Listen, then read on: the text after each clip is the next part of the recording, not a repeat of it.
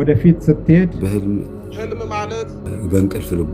እግዚአብሔር ሰማያዊ አባቶች ሲፈቱት የሥላሴ ወደ ኋላ ይጎትታል። የሚፈታልንን እንፈልጋለን።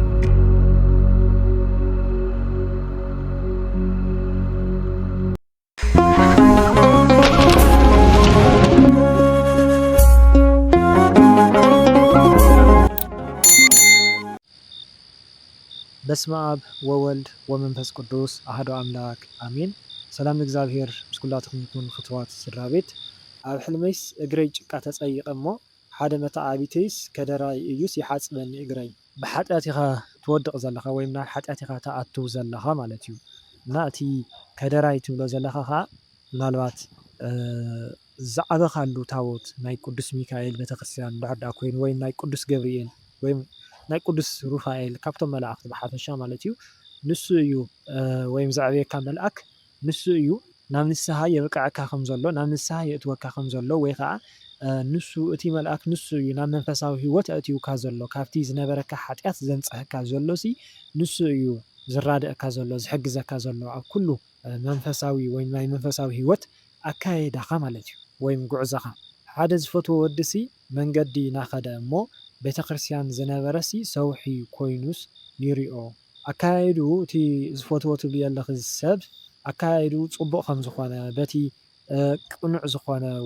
ቦታ ይኸይድ ከም ዘሎ በቲ መንፈሳዊ ሂወት በታ ናይ ኣምላኽ መንገዲ ይኸይድ ከም ዘሎ በቲ ናይ ገነት ወይ ናብ መንግስተ ሰማያት በቲ ዘእቱ መንገዲ ይኸይድ ከም ዘሎ እዩ። ምስ መሓዛይስ እንጀራ ናበላዕናስ ሓዲርና እንታይ ይኾን? እንጀራ ምብላዕ ፅቡቅ እዩ። በረኸት ረድኤት በረከት ምርካብ ናይ ስጋ እንጀራ ምርካብ ማለት እዩ ስራሕ ምርካብ ክኸውን ይኽእል። ካልኣይ ከዓ ቃለ እግዚአብሔር ምምጋብ ቃለ እግዚአብሔር ምርካብ እዩ። ስለዚ ተረኽባ ከም ዘለኽ ድዩ ወይ ከዓ መንፈሳዊ እንተኾንከ ብፍላይ ኣብ ስደት እንድሕር ሃልይ ክእል ከዓ ናብ ቅዱስ ቁርባን ናብቲ መንፈሳዊ ናብቲ ናይ ሂወት እንጀራ ዝኾነ ናብ ናይ ክርስቶስ ስጋ ወደሙ ክትቀርባ ተሓስባ እንድሕር ሃልይኽን ወይም ጸሎትክን ከምኡ እንድሕር ኮይኑ ከዓ ጸሎትክን ከም ዝሰምር ዓድኽን ኣቲኽን ቅዱስ ቁርባን ከም እትቀበላ ወይም ቅዱስ ቁርባን ከም እትረኽባ እዩ። ካልእ ኣብ ዝቆረብክናሉ መዓልቲ ከምዚ ዓይነት ሕልሚ ርኢኽን እንድሕር ኮይንክን ከዓ እቲ ናይ ሂወት እንጀራ መድሃኒ ዓለም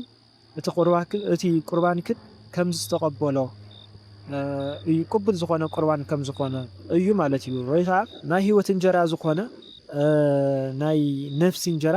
ክትጨነቃ ከም ዘለክን ኣብቲ ናይ ዓለማዊ እንጀራ ጥራይ ክትጨነቃ ከም ዘይብልክን ናይ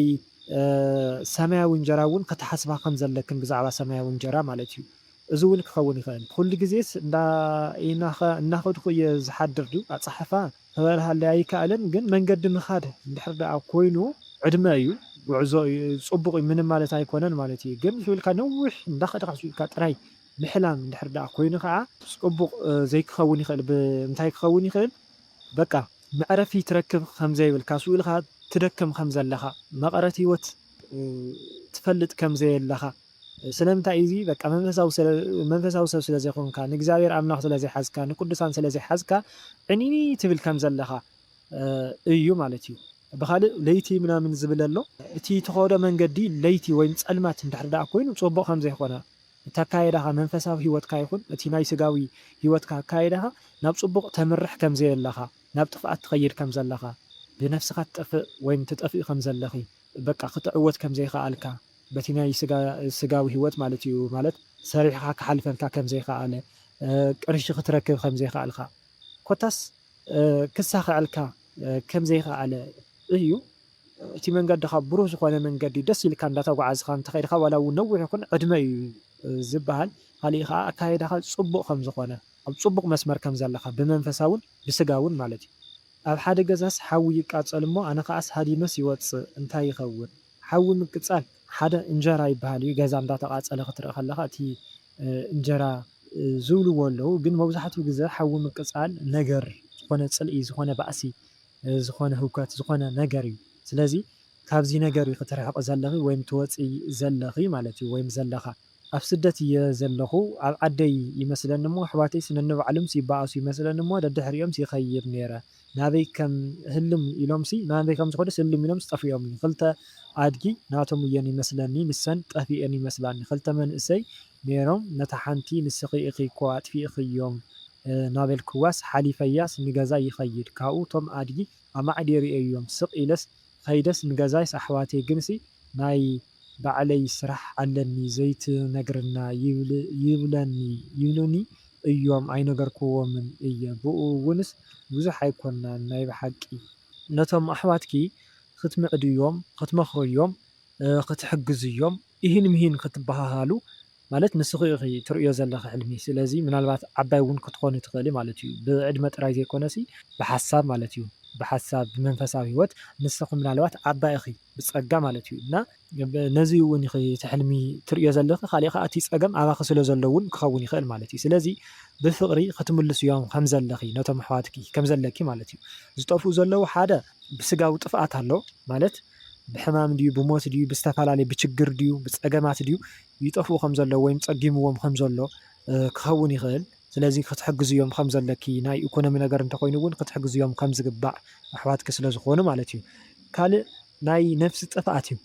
ስለዚ ብነፍሶም ይጠፍኡ ከም ዘለዉ ኣብ ሓጢኣት ከም ዘለዉ ኣብ ሓጢኣት ወዲቖም ከም ዝርከቡ እዩ ስለዚ ክትምዕድዮም ፀሎት ክትገብሩሎም ናብ መንፈሳዊ ህይወት ክተእትው እዮም ናብ መስመር ክተእትው እዮም ከም ዘለኪ እዩ ዕኒኒ ኢሎም ክተርፉ ከም ዘይብሎም ስለዚ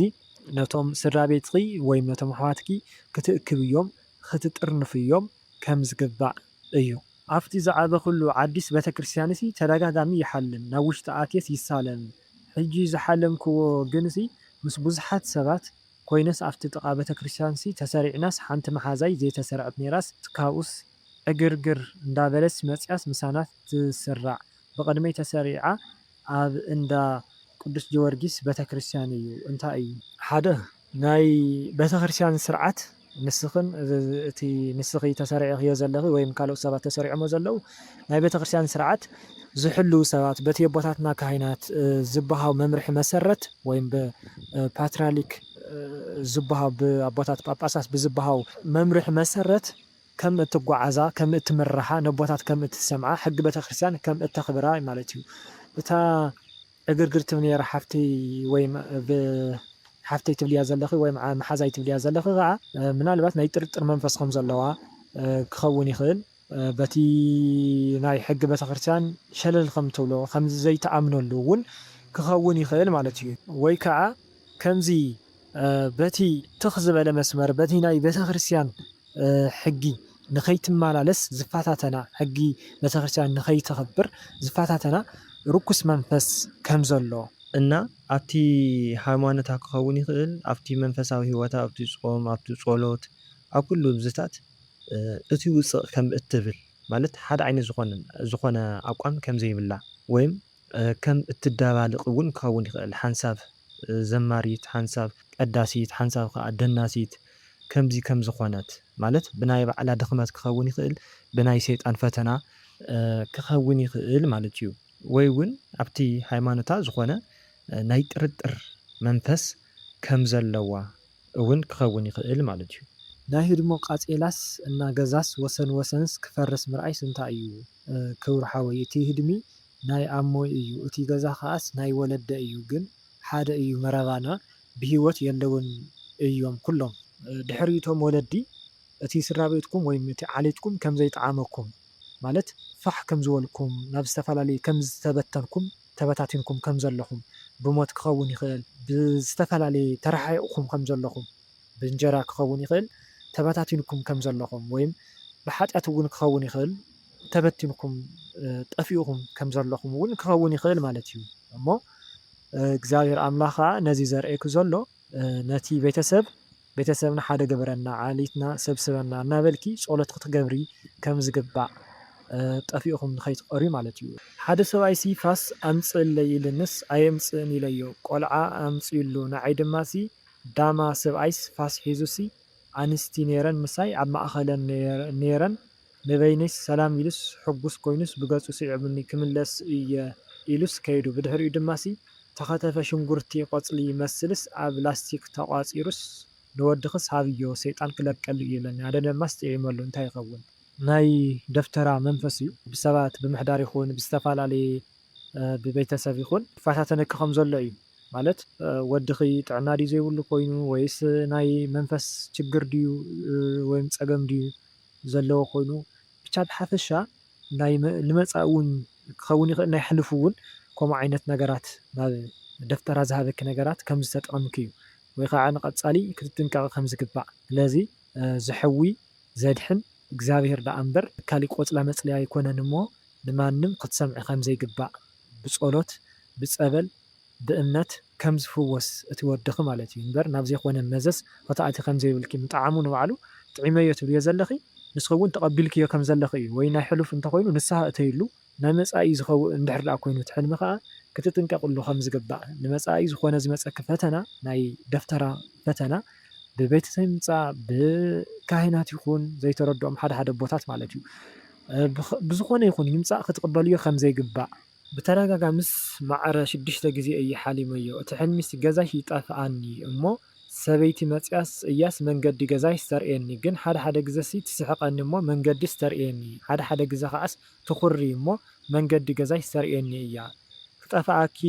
ክጠፍኣኒ ኩሉ ወድስ ይረክብ እንታይ ኮንኪ ይብለኒ እሞ ይጨንቀኒ ፀቢብኒ ይብሎ እሞ ኣጆኺ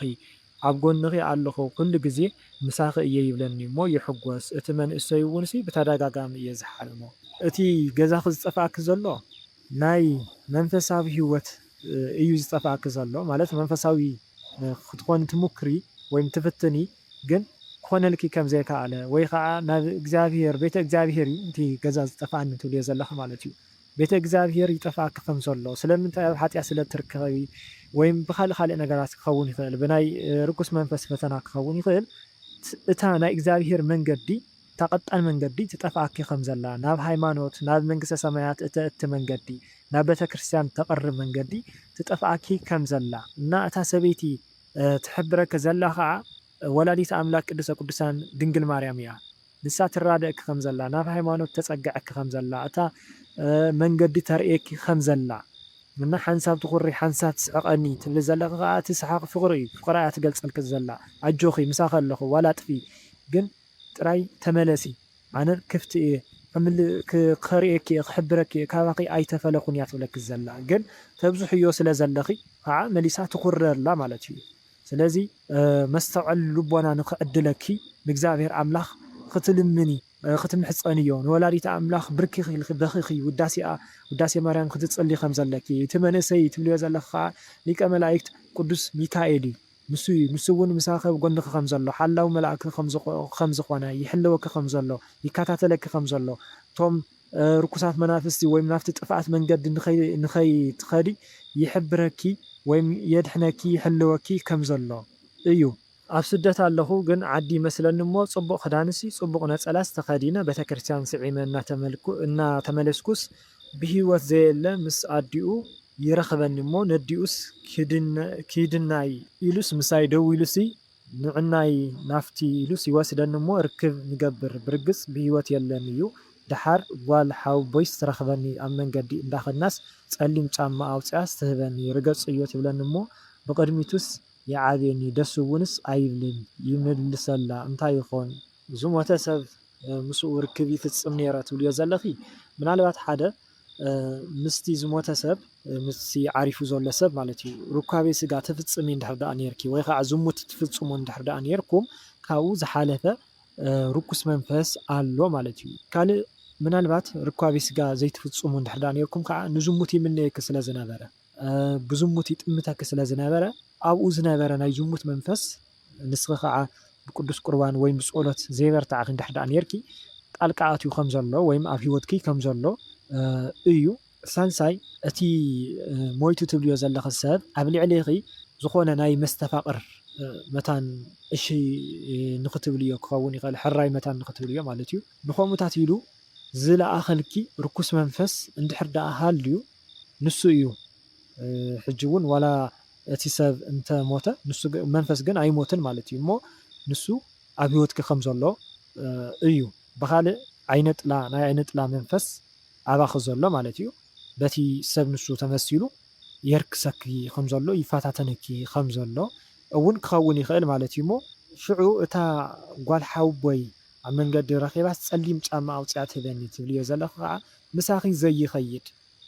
ደስ ዘይብል በተሓሳስባ ይኹን ብሃይማኖት ይኹን ብኩሉ ነገራት ብዕድመ ክኸውን ይኽእል ብዝተፈላለየ ብሓፂሩ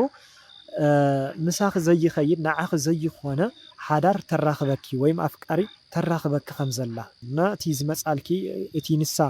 ጓል ሓቦይ ትብልያ ዘለኺ ተምፃልኪ ወይም ዘምፃትልኪ ድሕር ዳኣ ሃልዩ ማለት እዩ ምሳኺ ዝኸይድ ሓዳር ከም ዘይኮነ ምሳኺ ዝኸይድ ሰብ ከም ዘይኮነ ንሱ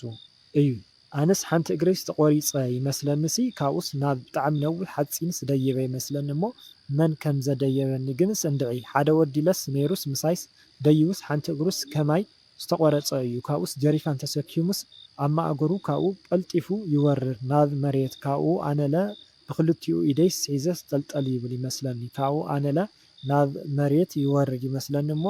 ዝተኣከባ ደቂ ኣንስትዮስ ግድን ኢለንስ ይሽምጥጣኒ ከምዚ እናበላ ኣሚናቶሲ ናብ ላዕሊ ሓፂንስ ኣደይውስ ሓዲግዋ ወሪዱ እናበላስ ይስዕቃ እዚስ እንታይ ይኸውን እቲ ኣካልካ ምቁራፅ ወይም እግርካ ምቁራፅ ፅቡቅ ኣይኮነን ካብ እምነትካ ጉዲልካ ቅድሚያ ናይ ሃይማኖትካ ዘይሃብካ ክኸውን ይኽእል ወይ ከዓ ኣካየዳካ ዘይዕረኻ ዝግበር ናብቲ ብራኸ ትወፅዎ ዘለኹም ብራኸ ፅቡቅ እዩ ናብ ልዕል ዝበለ ብርኪ ምብፃሕ ማለት እዩ ብምንታይ ብስራሕ ብእንጀራ ክኸውን ይኽእል ብሓዳር ክኸውን ይኽእል ብዝተፈላለየ ነገራት ማለት እዩ እና ግን ሙሉእ ዘይኮነ ማለት ሲ ኣብ እምነትካ ሕፀፅ ብምግባር ድዩ ወይም ጎደሎ ብምዃን ድዩ ወይ ከዓ ብኣካየዳካ ዘይዕረኻ ድዩ ወይም ቅድሚያ ንእግዚኣብሔር ኣምላኽ ዘይሓተትካ ድዩ ብዝተፈላለየ መልክዕ ናብ ዝኾነ ነገር ትጅምርዎ ወይም ዝጅመር ነገር ከም ዘሎ ሓዳር ክኸውን ይኽእል እንጀራ ስራሕ ክኸውን ይኽእል ማለት እዩ እና ግን እቲ ዝጀመርኩምዎ ነገር ከምዘይሳኻዕ ክኸውን ይኽእል ማለት እዩ እና ክነጠቃልል ከለና ማለት እዩ ኣብ ሂወትኪ ናይ ገንዘብ ኪሳራ ድዩ ናይ ስራሕ ኪሳራ ድዩ ናይ ውልድ ኪሳራ ድዩ ኪሳራ ብዙሕ ነገር ኣሎ ማለት እዩ እና ንሱ ከም ዝገጥመኪ ወይም ናይ ኣካል ሓደጋ እውን ከም ዝገጥመኪ ወይ እውን ገጥሚኪ ከም ዘሎ ወይ ከዓ ንቀፃሊ ንመፃኢ ንኸይገጥመኪ ተጠንቀቂ ከምዚ ዓይነት ነገር ወይም እቲ ሰይጣን ዝኣቀደልኪ መደብ ዝሓዘልኪ ነገር ኣሎ እና ንቕሒ ጸሊ ይኽትበሃል ዘለኽ ማለት እዩ እና መስሐቂ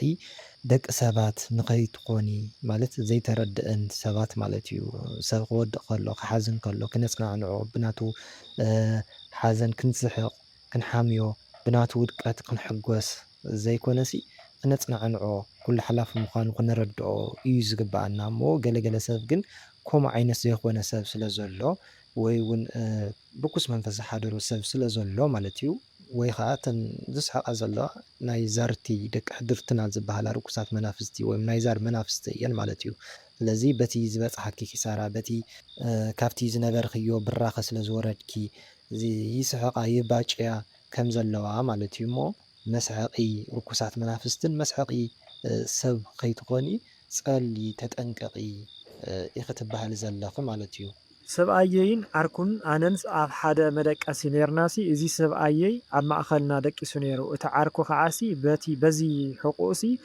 ብዕንፀይቲ ጌሩስ ይወግኦ እሞ ንሱ ከዓሲ ግደፍ ዘይብሎ ስቕ ኢሉ ብቻስ ይቕንዞ ኣነ ከዓሲ ንምንታይ ግደፍ ዘይብሎ ኢለስ ኮሬስ ገዲፈዮስ ይኸይድ ኣብቲ ሓዳርኩም ፍቕሪ ንኸይህሉ ስኒት ስምምዕ ንኸይህሉ ወይ ከዓ በቲ ሓዳርኩም ቀንዩ እቲ መሓዙኡ ትብልዮ ዘለኹ ማለት እዩ ነቲ ሰብኣይኺ ዘይኸውን ሓሳባት ይዎ ከም ዘሎ ሕማቅ ዝኾነ ሓሳባት ንሳኮ ከምዚያ ንሳኮ ከምዚያ ንሳኮ ከምዚያ እንዳበለ ዘይኸውን ነገራት ይመልኦ ከም ዘሎ ወይም ይርብሾ ከም ዘሎ ይእምኖ ከም ዘሎ ክኸውን ይኽእል እቲ መሓዙኡ ማለት እዩ ኣብቲ ሓዳርኩም እና እቲ በዓል ገዛኺ ግን ስቕ ኢሉ ምንም ዘይብሎ ትብልዮ ዘለኺ ብክልተ መንገዲ እዩ ሓደ እቲ ሰብኣይኺ ኣብቲ ርክኹም ወይም ኣብቲ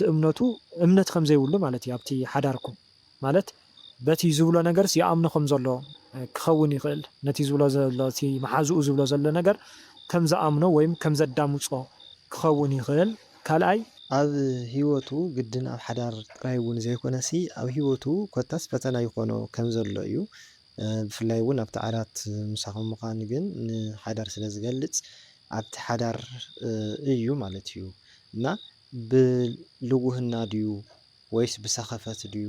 ኣቋም ብዘይ ምህላው ድዩ ወዘተ ብዝተፈላለዩ ነገራት ግን ምላሽ ይህብ ከምዘየለ ክኸውን ይኽእል። ኣብ ስደት እየ ዘለኹ ሓደ ሰብኣይሲ ብላምባዲናስ ዓይንስ ይደጉሓኒ እዚስ እንታይ ይኾን? ርኩስ መንፈስ ሰይጣን እዩ። መታን ንኸይተስተውዕል እቲ እግዚኣብሔር ኣምላኽ ዝሃበካ ነገራት መታን ንኸይትርኢ ንኸይተመስግን ወይ ከዓ ቀንዕ ኢልካ ዓይኒ ሰብ ርኢኻ እቲ ዝመፃልካ ዕድላት ንኸይትጥቀም ዝተፈላለዩ ናይ ስራሕ ንኣብነት ኢንተርቪው ክኸውን ይኽእል ዝኾነ ናይ መድረክ ስራሕቲ ክኸውን ይኽእል እዚታት ንኸይትጥቀም እቲ ሰይጣን ዓይንኻ እንዳዋግአ እንዳፍርሐ ማለት እዩ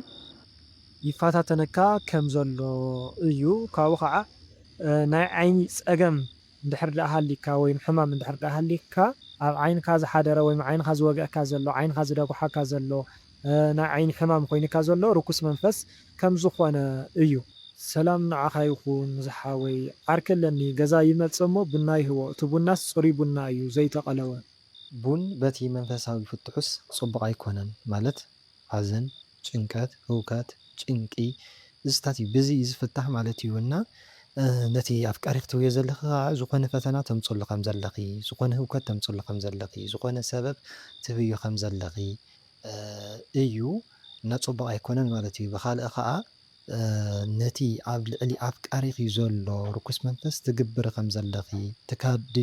ከዳሚት ከም ዝኾንኪ ወይ ትኽድምዮ ከም ዘለኺ ስለዚ ክትገድፍዮ ከም ዘለኪ ቡን ምፍላሕ ቡን ምስታይ ነቲ ኣብቲ ልዕሊ ኣፍቃሪኺ ነቲ ኣፍቃሪኺ ተፍልሕሉ እንድሕር ዳ ኮንኪ ነቲ ኣብ ልዕሊ እቲ ኣፍቃሪኺ ንዘሎ ርኩስ መንፈስ ኢኺ ትግብርሉ ዘለኺ እና ግደፍዮ ክኸውን ይኽእል ማለት እዩ። ስለዚ መንፈሳዊ ፍትሑ እዚ እዩ ኮይኑ ግን በቲ ባህላዊ ፍታሕ እንድሕር ዳ ተኣምኒ እንተኾንኪ ወይም እቲ ቡን ፅቡቕ ኢልኪ እምነት ተሕድሪ ወይም እምነት እንድሕር ዳ ሃሊኪ ወይ እውን ቅድሚ ሕጂ ቡን ክበሃል ከሎ ደስታ ሓጎስ እዩ ሽሻ እዩ እናበልኪ በቲ ባህላዊ ፍታሕ ማለት እዩ ብኡታት ተኣምኒ እንድሕር ዳ ነርኪ እግዚኣብሔር ኣምላኽ ምናልባት በቲ ዝርዳእካ እውን ይገልፀልካ እዩ ማለት እዩ። ስለዚ 100% ወይ ሙሉ ንሙሉእ ሕማቕ እዩ ኢለ ዋላ ተዘይተደምደመ ዝበዝሐ ብሕማቕ ፍታሕ እዩ ዝፍታሕ ወይ መንፈሳዊ ፍትሑ ከምኡ እዩ። ግን ከምቲ ዝብለክ ዘለኹ ቅድሚ ሕጂ ብፅቡቕ ዝፍታሓልኪ እንድሕር ዳኣ ነይሩ ወይም ናይ ፅቡቕ ነገር መግለፂ ጌርኪ ቡን እንድሕር ዳኣ ትቕበልዮ እንድሕር ዳኣ ተኣምንሉ እንድሕር ዳኣ ነርኪ ግን ምናልባት ምስቲ ኣፍቃሪኺ ፅቡቕ ዝኾነ ናብራ ወይም ሓዳር ከም ዝህልወኩም እቲ ርክብኩም እቲ ፍቕራዊ ዘሎ ርክብ ከም ዝዓቢ ናብ ሓዳር ከም ዝዓቢ ናብራ ከም ዘለኩም ንመጻኢ እውን ማለት እዩ ግዝያዊ ፍቕሪ ዘይኮነሲ ናይ መጻኢ ሓዳር እውን ከም ዘለኩም ከም ዝፅበየኩም እውን ክኸውን ይኽእል። ግመል ምርኣይ ብሕልምሲ እንታይ እዩ? ግመል ብሓፈሻ ናይ ሂዛብ መንፈስ ይበሃል እዩ። ካልእ እውን ናይ ወሰን ጋላ መንፈስ እውን ይበሃል። ብሓፈሻ ርኩስ መንፈስ እዩ። ስለዚ ብፅቡቕ ኣይፍታሕን ግመል ማለት እዩ። ኣብ ሂወትኪ ናይ ኣሂዛብ መንፈስ ይኹን ናይ ወሰን ጋላ መንፈስ ይኹን ይፋታተነኪ ከም ዘሎ ወይም ኣብ ሂወትኪ ከም ዘሎ እዩ። ኣብ ስደት እየ ዘለኹ ግን ኣይወለድኹን ካብኡ ብሕልሜስ ኩሉ ግዜስ ቆልዑስ ይሓቁፍ እንታይ እዩ ሓደ መዓልቲ ፅልም ዝበለ ህፃንስ ሓቂፈ ካብኡ ለስ ኣብ ጠኒሰስ ይመስለኒ ዳሕራይ ኮቦርታ ኸዲነሲ ኣብ ዝባነይ ሓዚለ ቆልዓ ካብኡ ናብ ማይ ዘለዎ ቦታስ ረኺበስ ንዓኽሲ ክሓፅበካ ዝወደይ ኣፍንጫኻስ ተበላሽውካ ናበልኩስ ይመስለኒ። ሓደ ጭንቀት ስለ ዘለኪ መዓዝ ወይም ባህጊ ስለ ዘለኪ ናቱ እውን ክኸውን ይኽእል ዝሓሰብካዮ ቀትሪ ትጭነቐሉ ነገር ወይም ዝሓሰብካሉ ነገር ብፀሎት እንድሕር ዳኣ ዘይገበርካሉ እንተሓሊምካዮ ናቱ ኢኻ ትርኢ ዘለኻ ማለት እዩ። ካልእ እግዚኣብሔር ኣምላኽ ውላድ ከም ዝህበኪ ትምኒትኺ እቲ ባህጊኺ ከም ዝሳኻ እዩ ዝሕብረኪ ዘሎ እና ሕጂ እውን ተስፋ እዩ ዝህበኪ ዘሎ እሞ ክትጥንክሪ ከም ዘለኪ ፀበል ክትጥመቂ ፀበል ክትሰቲ ከም ዘለኪ መፅባዕ ክትገብሪ ከም ዘለኪ ገድሊ ቅዱሳን ተኣምረ ማርያም ክትሓዝሊ ከም ዘለኪ ቤተክርስትያን ክትግስግሲ ከም ዘለኪ በቲ መንፈሳዊ ነገራት ዝተባረኸ ውላድ እግዚኣብሔር ኣምላኽ ከም ዝህበኪ እዩ። ካልእ ኣብዚ ክብለኪ ዝኽእል እንታይ ፍታሕ ክህልዎ ይኽእል ማለት እቲ ተሓፍቅዮ ዘለኺ ናይ ፀሊም ቀይሕ ጥራይ ዘይኮነ ትርኢቱ ወይም መልክዑ ኣዝዩ ዘስካሕክሕ ዘሰክፍ ወይም ዘፍርሕ ዓይነት ቆልዓ ምሕዛል እንድሕር ዳኣ ኮይኑ ፅቡቕ ኣይኮነን። ርኩስ መንፈስ ምልባስ ርኩስ መንፈስ ምሕዛል ወይ ከዓ ንእግዚአብሔር ዘይሕጉስ ንዓኺ እውን ዘይኸውን ውላድ ምርካብ ክኸውን ይኽእል። ብተመሳሳሊ ቆልዓ ምሕፋቕ ብርህ ዝበለ ጽብቕ ዝበለ ናይ ከለር ተዘይኮንኩ ናይ ጽባቐ ንብሎ ሓቂ የሎ ምንም ፍኹስ ዝብለካ ዓይነት እንድሕር ደኣ ኮይኑ እዚ ጽቡቕ እዩ። መንፈስ ቅዱስ ምሕዛል እዩ። ስለዚ እግዚአብሔር አምላኽ ውላድ ከም ዝህበኪ መንፈስ ቅዱስ ምሳኺ ከም ዘሎ እዩ እሞ ብተረጋጋሚ እንድሕር ደኣ ተሓልሚ እንተኾንኪ ማለት እዩ። ከምኡ እውን ኣብ ጸሎት እንድሕር ደኣ ትርከቢ እንተኾንኪ ስለዚ እቲ ጸሎት ክኸውን ዘለዎ ንእግዚአብሔር አምላኽ ዘሐጉስ ንስድራ ቤቱ ዘሐጉስ ንወገን ንሃገር ዝጠቅም ውላድ ንኽበኪ ንእግዚአብሔር አምላኽ ተሓቲ ደኣ እምበር ጥራይ ውላድ ሃበኒ ኣይበሃልን እዩ ማለት እዩ። እና እዚ መስል ናይቲ ሕልሚ ክፍታሕ ስለ ዝነበረና ሰዓት ኩሉ ናይ እግዚአብሔር አምላኽና ሽሙ ይኽበር ይመስገን። ንቐጻሊ ብኻሊእ መደብ ወይም ብኻሊእ ናይ ሕልሚ ፍታሕ ክፋል ክንራኸብ ኢና። ወስብሐት ለእግዚአብሔር ወለወላዲቱ ድንግል ወለመስቀሉ ክቡር አሚን።